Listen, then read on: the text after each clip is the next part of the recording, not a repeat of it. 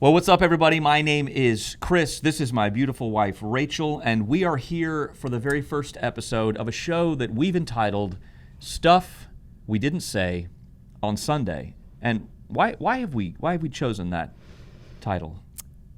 Honestly, I don't know. Oh, good. You're the one who chose this. I think because That's true. we like to talk a lot We and do. ramble on, and we both do. And I think that this is just a great way to kind of go into depth more on what we're speaking about, because we don't have the time on Sunday mornings. So you've answered the question why I we're did. doing this, but you didn't answer the question why we called it Stuff We Didn't Say on Sunday. Okay, why didn't we call it that? Because we didn't say it on Sunday. I was Nice. waiting for like a ba-doom. Anyway, Shh. so let's get started, shall Okay, yeah. You had a let's get question that started. you wanted to talk about. I did right from the have very a jump. question because this is something that he took offense with, and I don't think that you should have taken offense with it, because I'm originally from New Jersey. So This show is like 45 seconds old, and you want to start with something that I got offended with? is it called topsail or is it called topsail? Because I think it's I'm called. sorry, do you mean the town by the beach? I'm sorry. Yes. It's Oop, Topsail.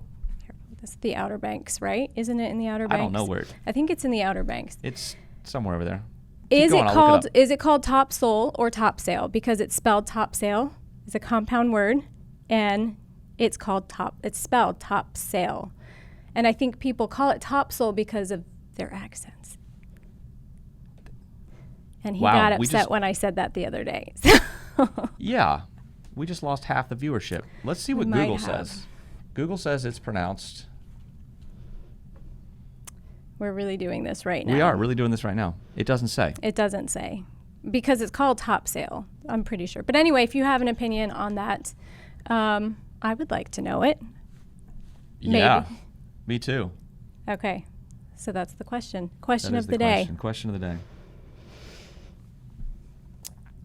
So you want to talk about, I want to talk about whatever you want to talk about. We didn't say on Sunday. We talked well, about. I think, We talked about not being alone. We talked about relationships. We talked about why they were tricky. We talked about why it was a necessary skill, all this, that, and the next. But we didn't talk about how we actually do the relationship thing. yeah. So how do we do the? Let's get into. I was going to building get into one of relationship. building Go for it. relationships. Yeah, great, fantastic. Building relationships. Launch in. Well, I think one of our points is alignment versus agreement, Yeah.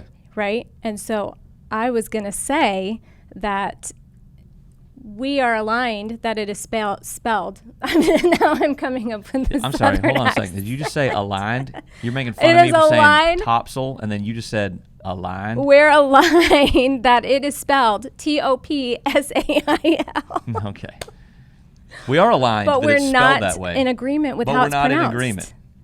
Do the notes say top soul? It literally They right do. here says It top does say soul, top S-U-L. Wow. We're just starting to fight right here in front of everybody. Okay.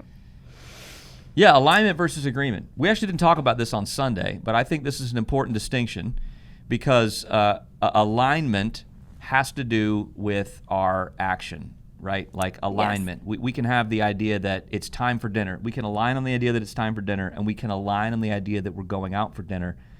But then we get to the part where we have to agree on where we're going for dinner, Yes. which That's not very easy. it is not. In our 20 years of almost 20 years of being married, you've regularly said, "Yeah, it's great. Let's go out for dinner." And then I'll say, "Where do you want to go?" And you'll say, "I don't care. You pick." I was good. And then I say, "Mi casita," and you go, "Ooh, no, not that." And then I'll say, "Okay, well then I'll say some other place." You go, "Ooh, no, not that." So I think it's easier for me to say what I don't want than what I do. I don't know. Maybe. Like, I know what I don't want. But anyway, especially when then you add in the kids on top of that. So now we're 6 trying to figure out where we're going to go eat. But we eventually come up, because at the end of the day, we both want to be satisfied with food in our stomachs. it's good. And, so we're going to finally, be in alignment with we're going to go eat someplace. But we might not agree on what we want. That's a really simple, silly example, Yeah. but I see people struggle in relationship a great deal with this alignment versus agreement thing. Agreement is when our heads are in agreement. We're agreeing about every single thing. Like this first question about topsail or topsail. We are agreed that there is a city spelled Topsail. It's a beach town. We're both Yes. aligned on that. We align on that. We don't agree with how it's pronounced. And at the end of the day, I think that we fight a lot about agreement and agreeing about every single detail. And let's just dissect our relationship for a minute. We align on everything. Yeah. And we agree, at least right at the beginning, less. Yeah. Yep. I agree with that. No pun intended. Wow. No, I do agree with that. I actually, we were having a silly argument last week, and while we were preparing for this, I was trying to think of what was that argument even about. If you want to fight, prepare to do something together. Like it's just the most perfect way to do it, because then you have to sit down and decide on what's in, what's out. Yeah. It's perfect. But I remember during that just going, this is the stupidest thing. Yeah. So I said, why are we even arguing right now? Like this is not even, we both want to have a good day right now. We don't want to be arguing. So anyway, yeah, just, I know when you're feeling, hot in the moment, it's not always very easy, but I think at the end of the day, you recognize, we want to align. We might not agree on this point, but we're going to align. As crazy as this sounds, and you can stop me when I sound nuts. And again, I'm just going to keep talking about us as the example. Yes. So we will align behind a decision. We're going to go do this thing. We won't agree on what it is that we're doing. And the thing is, because we align and start moving, I find we actually end up reaching agreement as we move. So for me, the distinction between alignment and agreement, we align, we go, this is the direction we need to head, the action we need to take, and then we work out some of the disagreements as we go through. Or maybe we don't. I can't read the look that's on your face right now. No, that's true. It's true. So anyway, yeah. I was going to say, it kind of reminded me a little bit of when we started biking together.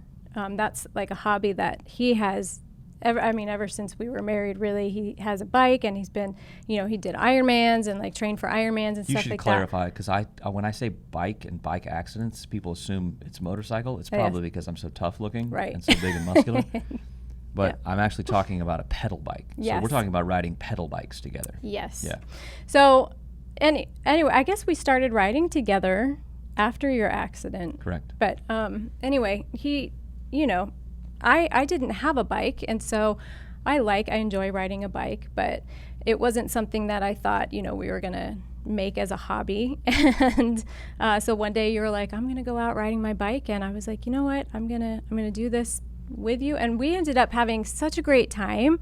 Love biking. We ended up we found this trail when we went on vacation once. We took the kids because we had those little, I don't know if that's controversial to talk about. I know people think that's dangerous when you have the kid on the back of the bike, but we had our kids with us. It was a bike built with a seat on the back for the sake of putting the child in. You could buckle the child in.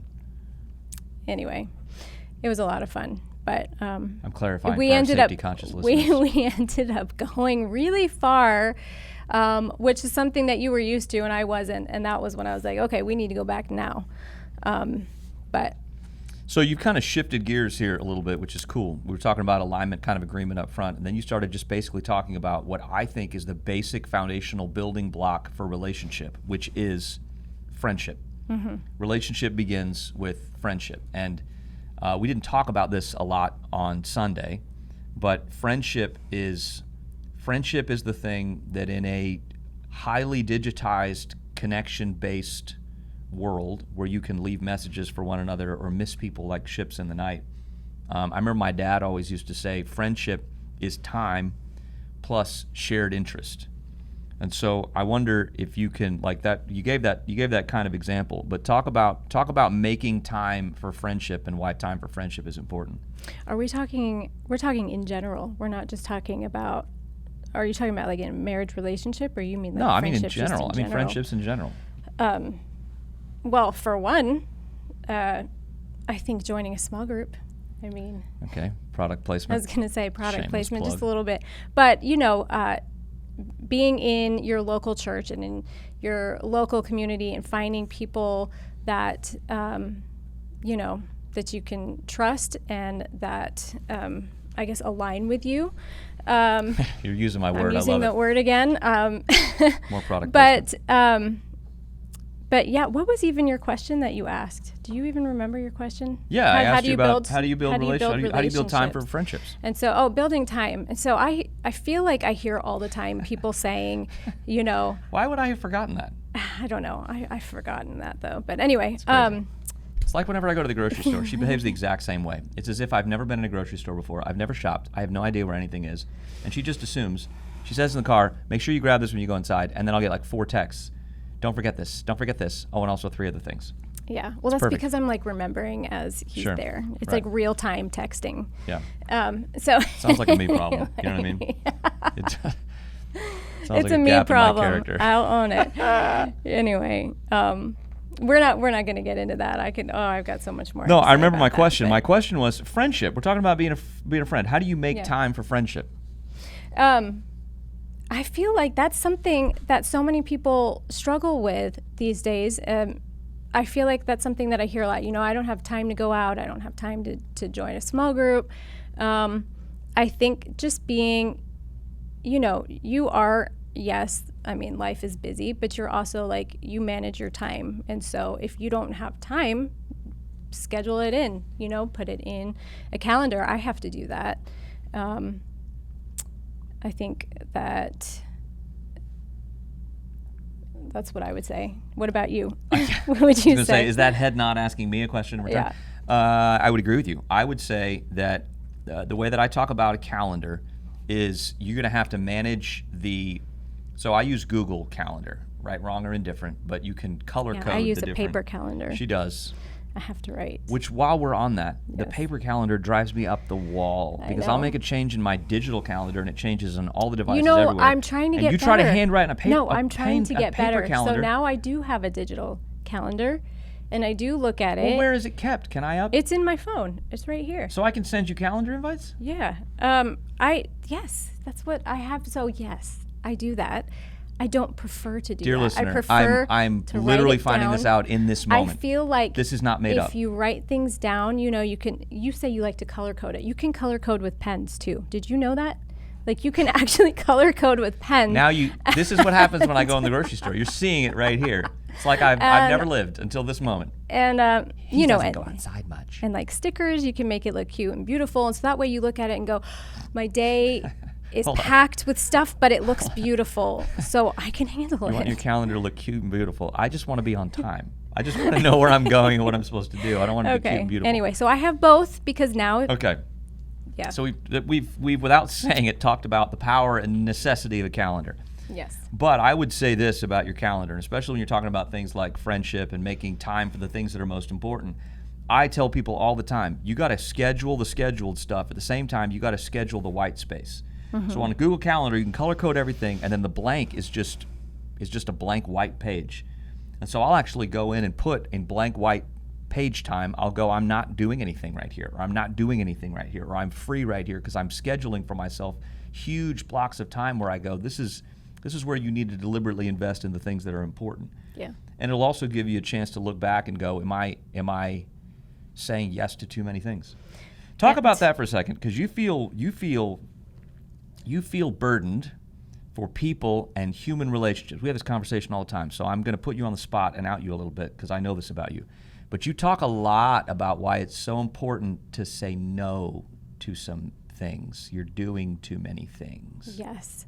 By the way, just back to what you were saying, you can also schedule blankness on a blank piece of square on a calendar. Anyway, paper calendar. It's like we planned this. We have our notes here. We got our show notes in front of us. We started with alignment versus agreement, and we are continuing to demonstrate where we align. See? We align that you must schedule and keep a calendar. There's got to be some kind of thing that organizes, and we could not more in this moment disagree. Yes.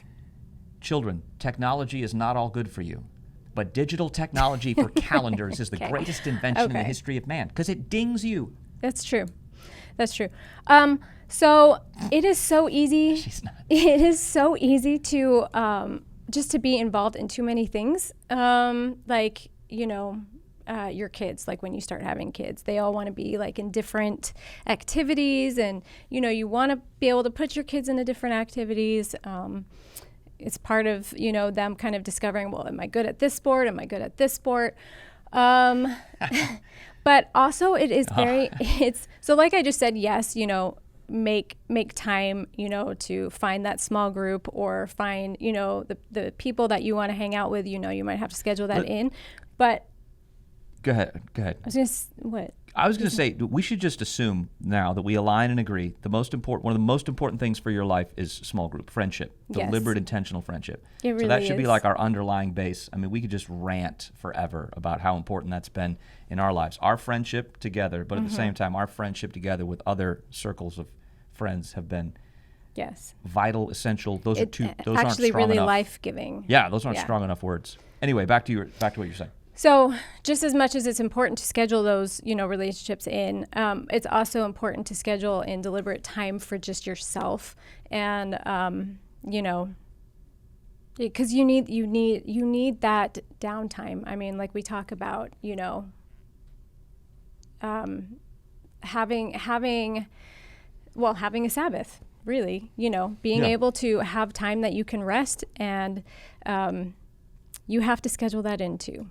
And that sounds crazy because you think, oh, I'm just doing nothing or whatever, but you really do have to be intentional about, saying no to some things. If there's like a week that you just know that you're going to be overwhelmed and overrun, you don't have to make that play date, because you don't have to. Yeah, it's really important that you refresh your soul and yourself, and you just take some me time. So we're talking about friendship, and I love that you've now introduced me time. That's great. But at the same time, saying no to some things so you can say yes to the most important things, and managing the calendar, like land that back for me on the idea of why how do you actually practically do that?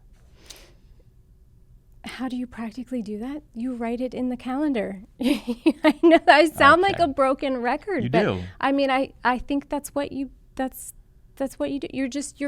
You have to pay attention. You have to pay attention to your time and the things that you're doing, and your time with, what your kids are doing. You can't say yes to all the things for your kids. Your kids are still going to love you. If you say no, you can't have this activity right now. Or yes, Your kids will love you if you say no? Yeah. So Really? actually, they'll end up loving you even more. But that's like another topic for a different day. Yeah. But what about? They'll love you even more later. Yeah. So how do you do that? Do what? Like what you just asked me. How do you say no to the things so you can open up your space to say yes to the important things? Yeah, it's important. You talked about time for yourself. You defined that as Sabbath. I think that's important. It's important to have time to connect with God. It's important to have time to be in silence. I would encourage you to start your day with that. That's not the thing that we're chasing at the end of the day. But saying no to some things to say yes to the right things is important, because you have a finite number of hours in the week. And I mean, we talked about this. We said this on Sunday, that in all of creation, God is talking about it's good, it's good, it's good. And then the first time we see him say it's not good is when Adam is alone in the garden.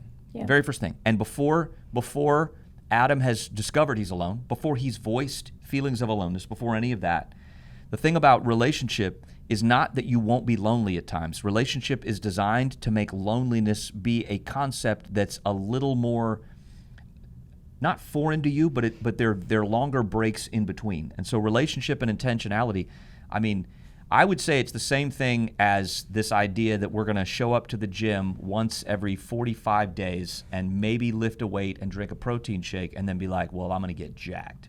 Yeah. You know what I mean? I'm going to be big and strong. So I think that relationship is time plus shared interest. I think that you have to make time in order to engage in shared interest with people. I think that digital connection does help. I think the fact that we can FaceTime. I mean, I remember when we first got married and had little kids, I would go to missions trips, and I can remember times and places in the world when I would call you like once a week, because that's all that we had. Like, we had a satellite phone, and we called you, when I could. And now, no matter where I am in the world, I can pray for my kids every night before they go to bed. Every night, I see my face every single day. So in that way, leveraging digital is fantastic and amazing. At the same time, I think that's not the primary. I think that's not the primary way that we connect. I think that's. I mean, I don't have time to spout back all the research we have from this latest bout with pandemania that we experienced in 2020, 2021. It's not good for us to be alone. So we have to build friendships. We have to build friendships intentionally. And, it sounds weird to say because I'm 42. Wow. What does that mean? You're stuck with me. No, yep. Wow. So painful. Well, so I was thinking recently, the friendships, the people that I've been closest to for all this period of time, when we moved in the middle of the pandemic, which is the worst time on the planet to move. Because U-Haul rental and everything. It was so bad. Terrible. No one's available. I was going to say all of our Everyone's friends had COVID, and It was crazy. He tried to move a dresser by himself and dropped it on his toe. It was so bad. And I am laughing. But he ended Skinny up guy moving like me, picking it all up by It himself, was a dropped it big on his dresser, toe, and then kept going. And he kept going. It was actually terrible. It was a really rough time. Anyways, the deliberate friendships that I had invested in, and the people who'd been my friends forever, I can think of specific names. I can think of specific people right now. When the going got tough and we were down to it, between my family, your family, the people that we've invested in, and then our really close friends, they just said the heck with it and showed up and took care of stuff. And you need friends before you need friends. Actually, that's great. I want to go even deeper than that. But when we had 2 young kids at the time, we had a string of miscarriages, and it was really, really a rough time. And we were not vocal about it. We had actually kept it quiet, even from our family. I would not advise people to ever handle this the way that we did. I mean, I know people handle pain, differently. But we were just in a place of just, it was so bad. And I remember we finally had opened up to a couple friends, and that was very, very freeing. And it was reminding me, do you remember what Bill Ramsey would always say? Oh dear, I can't believe you brought him up. Bill Ramsey, he's a family friend. Chris, I think you've known him your whole life. I call him Uncle Bill. Yeah, he's not my uncle. He said, he may as well this be. is I don't know if this is like hand in hand with this is kind of like a side note, but denying help is pride. Oh, yeah, I remember that. And I remember, because it was like when we were in the middle of everything, and I was like, that's not true, though. I don't want to burden other people with my problems.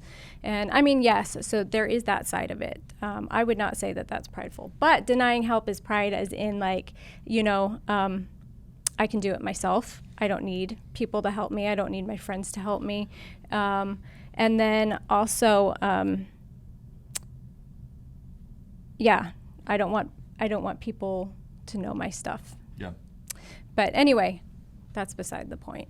Having that circle of friends around us was just freeing. Friends. I mean, freeing. So. Yep. So, align. Yeah. Align first. Work on agreement as you align. Just align. Start walking together. You'll learn better how to agree. Yes. I have a whole thing about agreement, but I won't go into it today. We have at the time. But I think people cancel friendships far too quickly because they try to start by agreeing on everything. It can't just align and move. I think it's a shame. Good. I think it's a shame of the body of Christ, and I don't want to turn this into a rant.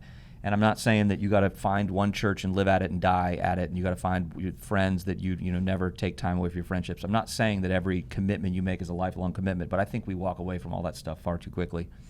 Again, it's another conversation for another day.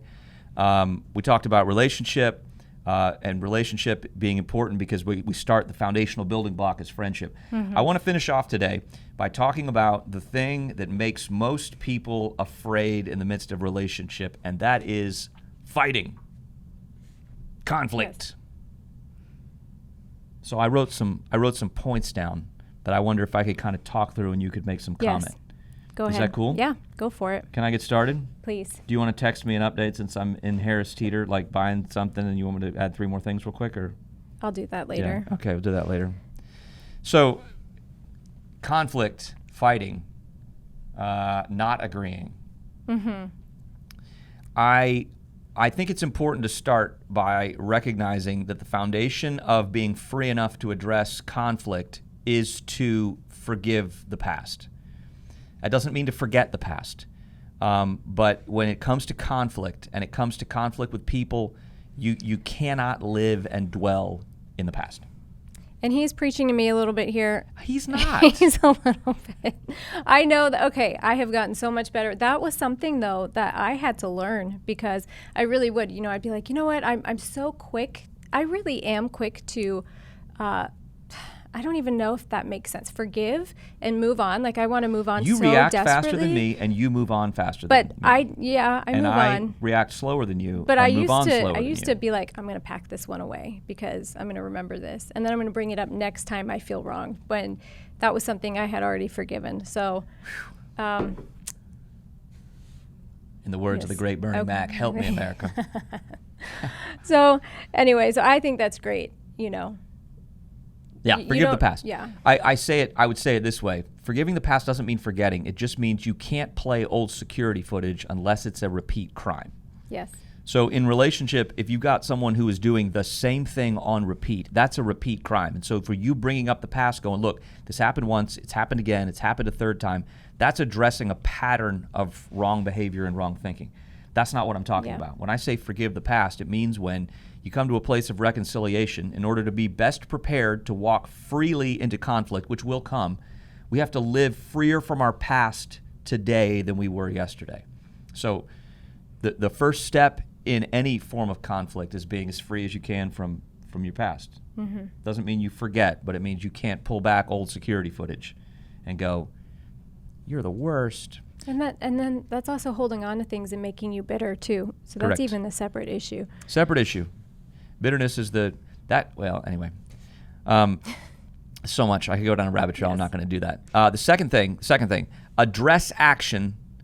Don't speculate about motive. That's good. No, that's good. That's good. Don't speculate, because what is speculation? Speculation is not admissible in a court of law.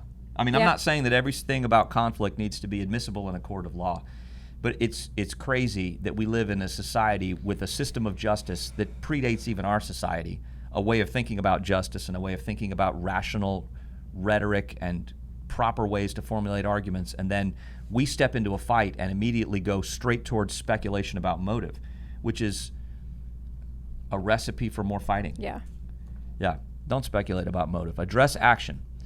Third step, own your mistakes. Don't justify yourself. That's a hard one, because I feel like everybody wants to justify themselves. Like, I mean, I want to justify myself all the time. But yeah, owning your mistakes.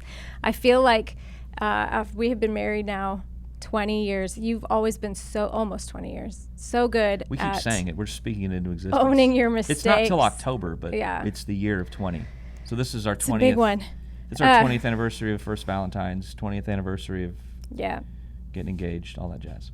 That's crazy. But yeah, you've always been so good to, you're always the first one to apologize. He is.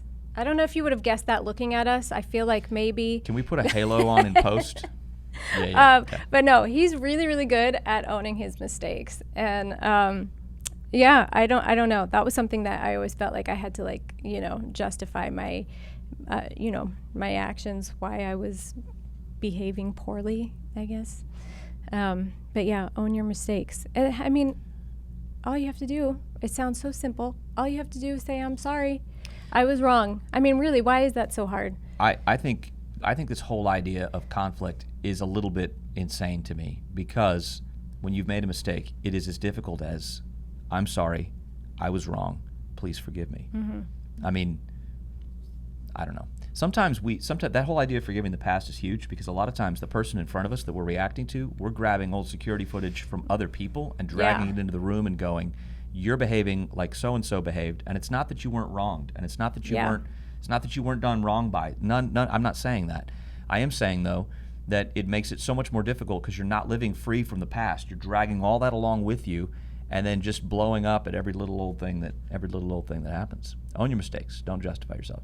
This one's huge for me, and I want you to carefully talk about it because I know you could just go, you're very, very unnecessarily passionate about this topic, but involve people who are part of the solution. Don't just find allies to help you win your argument. Yes. So I'm talking about he's talking about gossip. Yeah. I am so passionate about that because I'm a girl and I know how little girls. Thank you for that revelation. I know how little girls love to gossip. I mean, I don't know if boys are the same. Little boys love to gossip too. Human beings love gossip. But Bible says they're like choice morsels. They go down to our inmost parts. We love them because they're so juicy and tasty. Yeah. I find a lot of people who have conflict go to vent to someone else. And it's not that it's not right to go and find someone who's an authority figure in your life, who's a mentor, and ask them advice as to how to reconcile the problem. But a lot of times I don't find people do that. They go try to find people who are allies of theirs to drag them into the conversation so that they can try to win the argument. Again, we'll define the win state in a second. I think that's the last point that I've got here. But yeah, gossip is not good. Gossip is hurtful. It never makes anyone feel good. And so that is something I'm really big on with our kids. Like, we don't gossip because it's not going to do any good. Gossip is reputation murder. Yes. You're hoping to murder someone's reputation in the eyes of another individual so that they'll join your team and somehow we can defeat and vanquish the foe. And really, the Bible says we don't wage war against flesh and blood. Yeah. This is an attack of the enemy designed to break what is our most valuable asset, which is unity. Mm-hmm. Yep. And then the other thing is that if you are hearing somebody gossip to you about someone else, then they are more than likely gossiping about you to someone else. So daggum, girl. Just keep that in the back of your mind. Anyways. So I want to define the win state. Winning in conflict, winning in fighting is as much reconciliation as is safe for both parties. Allow me to explain. Yes, please. Allow me to explain. When someone's done you wrong, and there are times where in a fight you're going to be 100% wronged, and so the reconciliation you're looking for in that place is you're looking to take the weight of what the wrong that's been done to you and recognize Jesus went to the cross to bear the penalty and the weight of sin. Therefore, you're going to ask him, Jesus, I can't carry this. I got to give this to you. And the way that I define this is, you want to get rid of that feeling in the middle of your stomach. You know when you have some really good General Tso's chicken? No, I knew you were going that way. You know when you have some really good Chinese food, and then you wake up at 3 a.m. and you're like, did I eat a live raccoon? Oh my goodness. Like, is there a squirrel alive on in my tummy? That feeling, and everybody knows what I'm talking about when I say that. That feeling when someone says that name and you feel that feeling in your stomach, I'm not saying that reconciliation means you let that person back in your life. I'm not saying you let that person hurt you. I'm not saying you let that person have the same standing they held. None of that. I am saying you've got to take that feeling on the inside of your stomach, like you just woke up with a squirrel dying on the inside of you, and you got to give that to God. So that's one extreme. And on the other side, we're looking for as much reconciliation as is safe for both parties. So that means that, we want to be right before God, right before humans, but it doesn't mean that we can have the same friendship that we had. Mm-hmm. And I know I said a minute ago about we far too quickly, cancel friendships, and we disagreed one time, and then before you know it, I never want to see that person again. I think that just kind of speaks to our lack of freedom from our past, and I think that speaks to character, ways that we need to grow up. Because you said you can tell your kids no. Tell them no all the time, and they'll love you. Yeah. That's good. Anyways. Good word.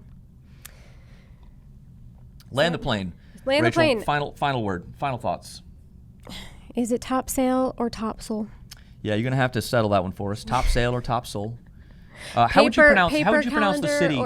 No, don't do that. Everyone knows it's digital. That's ridiculous. Okay. How would you pronounce the city in which we live? Where do we live? Fayetteville. No. Fayetteville. We live in Fayetteville. See, that, yeah.